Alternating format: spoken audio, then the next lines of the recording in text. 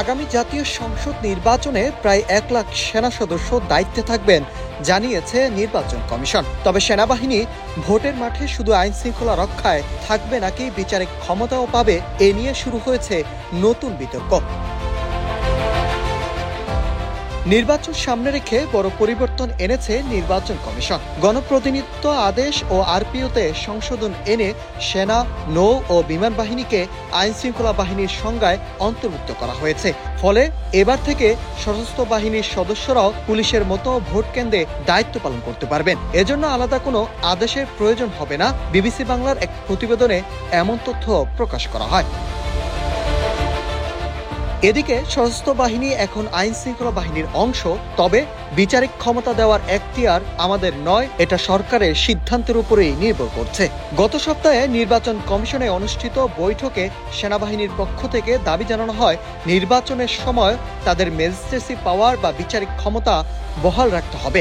কারণ গত বছরের সেপ্টেম্বর থেকে সেনা কর্মকর্তারা মাঠে বিচারিক ক্ষমতা নিয়ে দায়িত্ব পালন করছেন এবং সেই মেয়াদ একাধিকবার বাড়ানো হয়েছে।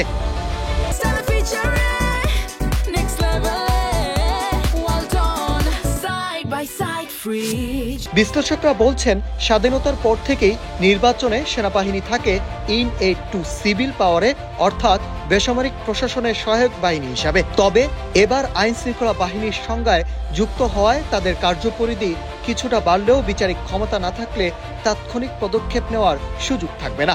নির্বাচন বিশ্লেষক জেসমিন টুলি মনে করেন, শেখ হাসিনা সরকারের পতনের পর পুলিশ আগের মতো শক্ত অবস্থানে নেই। তাই নির্বাচনে সেনাবাহিনীকে বিচারিক ক্ষমতায় দিলে আইন শৃঙ্খলা নিয়ন্ত্রণ সহজ হবে।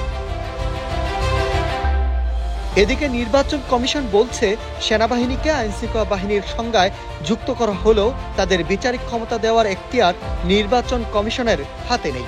এখন সিদ্ধান্ত সরকারের। তবে সেনাবাহিনীর পক্ষ থেকে বলা হয়েছে, 1 বছরও বেশি সময় বিচারিক ক্ষমতা নিয়ে দায়িত্ব পালন করার পর শুধু নির্বাচনের সময় সেই ক্ষমতা কেড়ে নেওয়া হলে মাঠের পরিস্থিতি নিয়ন্ত্রণাহীন হয়ে যেতে পারে।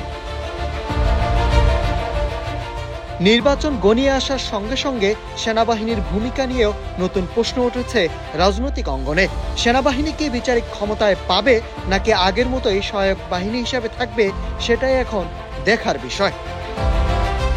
Nahid Hasan, news desk, Ittefaq.